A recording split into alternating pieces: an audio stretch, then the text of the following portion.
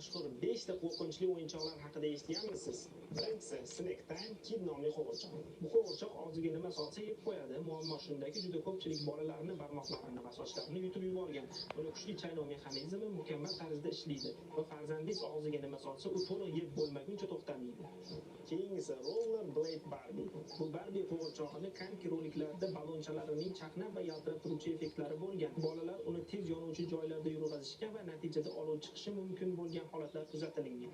Uchinchisi CSI Fingerprint Kit, ya'ni barmoq izlarini topish o'yinchog'i. Bu o'yinchoq orqali bolalar CSI serialidagi tergovchilar kabi barmoq izlarini aniqlashni o'rganishi mumkin bo'lgan. Olib borilgan tadqiqotlar aniqladiki, bu to'plamdagi chang materiali tarkibida 7% tremolit moddasi bo'lgan. Tremolit o'ta xavfli saraton kasalligini keltirib chiqaruvchi xavfli mineralning turlaridan biri hisoblanadi. Eng o'yinchoq bu Lalling Dart. Ushbu o'yinchoq o'ta xavfli va kuchli metal o'qlardan tashkil topgan. Statistika bo'yicha ushbu o'yinchoq tomonidan AQShda 600 dan ortiq jarohatlar qayd etilgan. Va nihoyat Aquadots.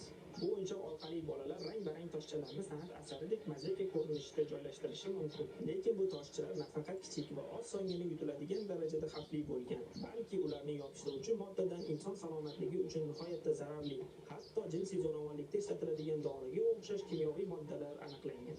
Video foydali bo'lgan bo'lsa, bizga obuna bo'lishni unutmang.